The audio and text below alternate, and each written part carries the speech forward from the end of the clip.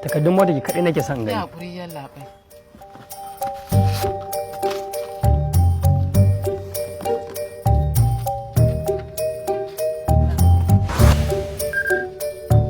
Albashi na ya shigo.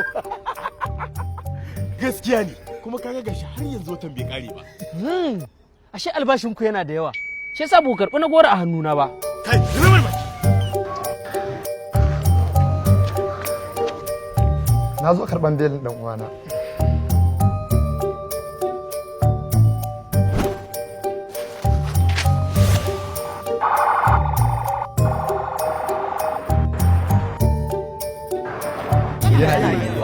Da ingantattun dokoki. Ingantacciyar hanyar samar da kuɗaɗen gudanarwa. Horaswa. Da kuma haɗin kan al'umma. Yana iya yiwuwa.